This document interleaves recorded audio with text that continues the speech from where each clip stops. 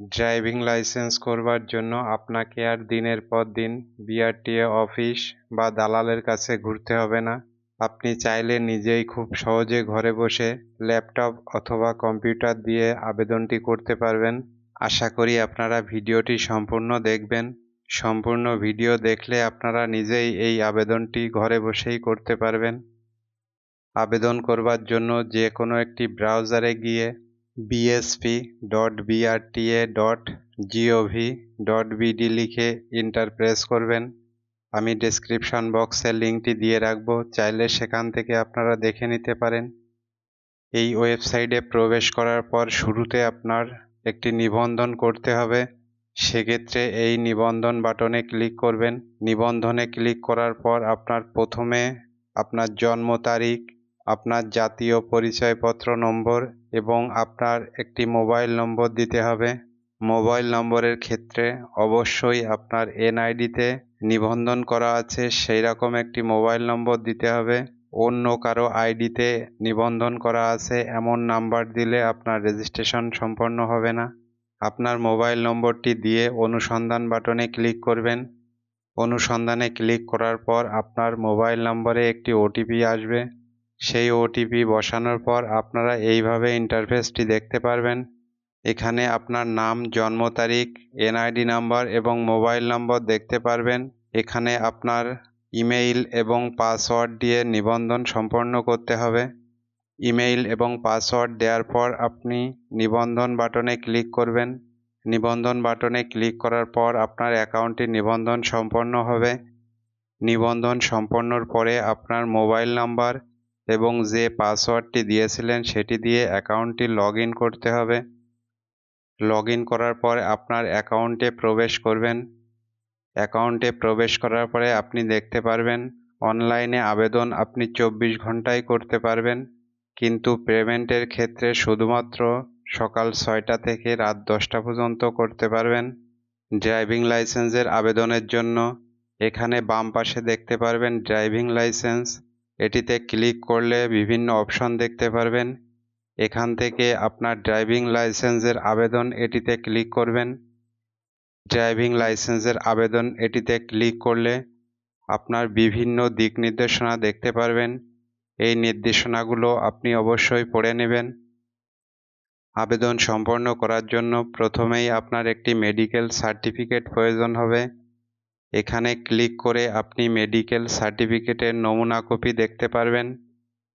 এরপর প্রয়োজন হবে আপনার এনআইডি কার্ডের স্ক্যান কপি, বিদ্যুৎ বিল, গ্যাস বিল, পানির বিল যে কোনো একটির স্ক্যান কপি, তারপর আপনার শিক্ষাগত যোগ্যতা সনদের স্ক্যান কপি। শিক্ষাগত যোগ্যতা অবশ্যই আপনাকে সর্বনিম্ন 8 পাস হতে হবে। এই পূর্ব শর্তগুলো দেখে নেওয়ার পর আমি সম্মত এটিতে ক্লিক করবেন। আপনার অ্যাকাউন্টে সকল তথ্য ঠিক মতন যদি দেওয়া না থাকে তাহলে এইভাবে মেসেজ দেখাবে। সুতরাং আপনার অ্যাকাউন্টটি আগে হালনাগাদ করতে হবে। সেক্ষেত্রে আপনি প্রথমে এখানে ক্লিক করবেন। ক্লিক করার পর এভাবে ইন্টারফেস দেখতে পারবেন। এখান থেকে আপনি প্রথমে আপনার একটি ছবি চাইলে অ্যাড করে দিতে পারেন, না দিলেও আপনার ভোটার আইডিতে যে ছবি আছে সেই ছবিটি পরে দেখাবে। যদি ছবি দিতে চান তাহলে অবশ্যই সেটি 300x300 পিক্সেল হতে হবে। যদি আপনি ছবির সাইজ ঠিক করতে চান তাহলে আমার একটি ভিডিও আগেই দেয়া আছে, লিঙ্কটি আমি ডেসক্রিপশন বক্সে দিয়ে রাখবো, চাইলে সেখান থেকে আপনারা দেখে নিতে পারেন। ছবি না দিলেও কোনো সমস্যা নেই।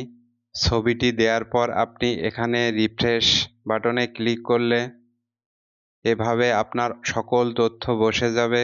এরপর আপনি চাইলে পিতামাতার নাম ইংলিশে বসিয়ে দিতে পারেন এবং রক্তের গ্রুপটি সিলেক্ট করে অ্যাকাউন্টটি হালনাগাদ করে নেবেন। অ্যাকাউন্টটি হালনাগাদ শেষে আপনি আবার ড্রাইভিং লাইসেন্স থেকে ড্রাইভিং লাইসেন্সের জন্য আবেদন এটিতে ক্লিক করবেন। এরপর আমি সম্মত আছি এটিতে ক্লিক করে পরবর্তী ধাপে প্রবেশ করবেন।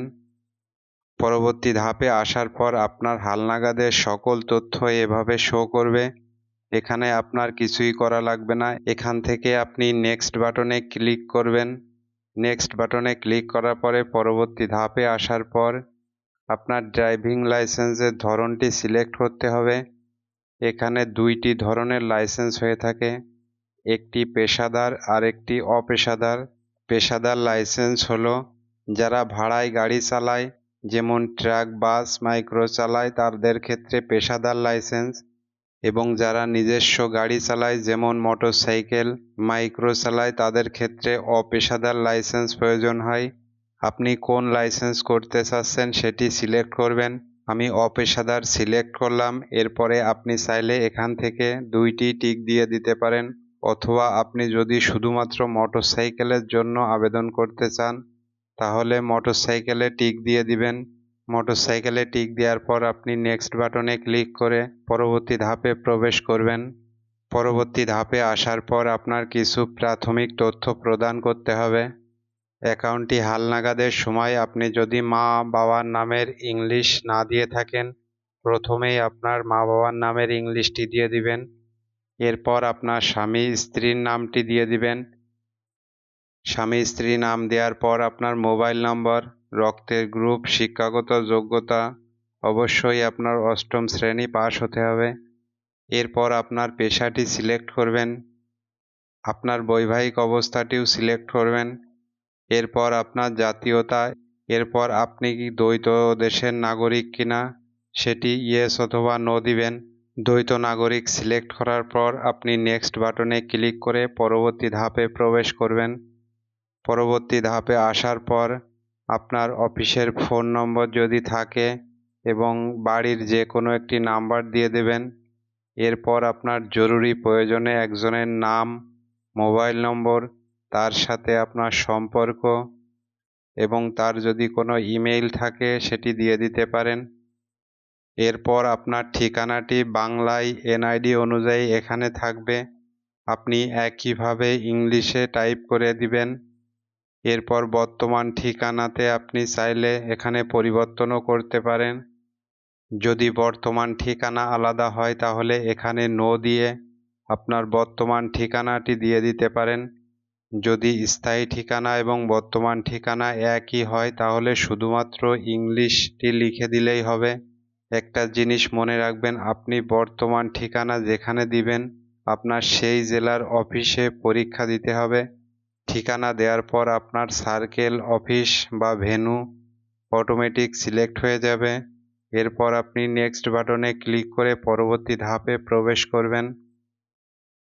পরবর্তী ধাপে আসার পর আপনার ডকুমেন্টগুলো সংযুক্ত করতে হবে।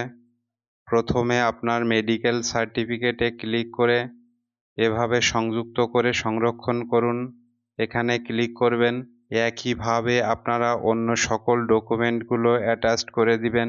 অবশ্যই আপনার যে সকল ডকুমেন্ট অ্যাড করবেন সেটি 600 কিলোবাইটের বেশি যেন না হয়। 600 কিলোবাইটের বেশি হলে আপনার সংযুক্ত নেবে না। একইভাবে আপনার শিক্ষাগত যোগ্যতা সনদ, জাতীয় পরিচয়পত্র এবং বিদ্যুৎ বিল অথবা পানির বিল অথবা গ্যাস বিল যে কোনো একটি সংযুক্ত করে দিবেন। ডকুমেন্টগুলো সংযুক্ত শেষে আপনি কার্ড প্রাপ্তির ধরন বাই পোস্ট এটি সিলেক্ট থাকবে। তার মানে আপনাকে কার্ড সংগ্রহের জন্য আপনার আর অফিসে যেতে হবে না। আপনার কার্ডটি প্রস্তুত হয়ে গেলে স্মার্ট কার্ড প্রাপ্তির ঠিকানায় সেটি পাঠিয়ে দেওয়া হবে। সেক্ষেত্রে আপনি স্মার্ট কার্ড প্রাপ্তির ঠিকানাটা এখানে যেটি দিবেন সেই ঠিকানা পাঠিয়ে দিবে। সুতরাং আপনার এই ঠিকানাটি অবশ্যই স্থায়ী ঠিকানা দেওয়ার চেষ্টা করবেন, কারণ বর্তমান ঠিকানাতে যদি না থাকেন তাহলে এই কার্ড পেতে ঝামেলা পড়তে পারেন। এখানে আপনার ঠিকানা প্রাপ্তির ধরনটি সিলেক্ট করলে অটোমেটিক আপনার ঠিকানাটি বসে যাবে। সব কিছু সঠিকভাবে পূরণ করার পর আপনার সাবমিট বাটনে ক্লিক করতে হবে। সাবমিট বাটনে ক্লিক করার পর আপনার ফি প্রদান করতে হবে। ফি প্রদানের জন্য আপনার ফি জমা এটিতে ক্লিক করলে আপনার সকল ইনফরমেশনগুলো দেখাবে। এখান থেকে নিচের দিকে আসলে দেখতে পারবেন আপনার কত টাকা ফি প্রদান করতে হবে। এরপর ফি জমা দেওয়ার জন্য ফি জমা দিন এটিতে ক্লিক করবেন। পরবর্তী ধাপে আসার পর আপনার ইনফরমেশনগুলো দেখে নেবেন।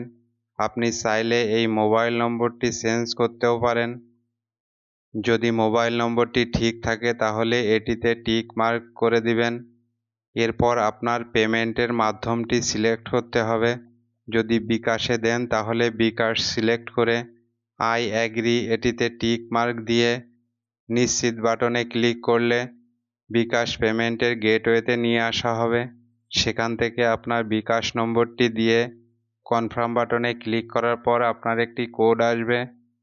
সেই কোডটি বসিয়ে আপনার বিকাশের পাসওয়ার্ডটি দিয়ে কনফার্মে ক্লিক করলে আপনার পেমেন্টটি সম্পন্ন হয়ে যাবে। পেমেন্ট সম্পন্ন করার পর আপনার অ্যাকাউন্ট থেকে লার্নার কার্ডটি অবশ্যই ডাউনলোড করে নেবেন। চাইলে চালানের কপিটিও ডাউনলোড করে নিতে পারেন। লার্নার কার্ডে আপনার কত তারিখে পরীক্ষা দিতে হবে সমস্ত বিষয়গুলো সেখানে উল্লেখ থাকবে।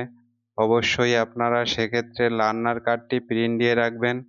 আশা করি আপনারা বুঝতে পারছেন। ভিডিওটি যদি ভালো লেগে থাকে অবশ্যই সাবস্ক্রাইব করে পাশে থাকবেন এবং লাইক শেয়ার কমেন্ট করতে ভুলবেন না। এই ছিল আজকের মতো। খুব শীঘ্রই অন্য একটি ভিডিও নিয়ে হাজির হব। সে পর্যন্ত সবাই সুস্থ থাকবেন, ভালো থাকবেন।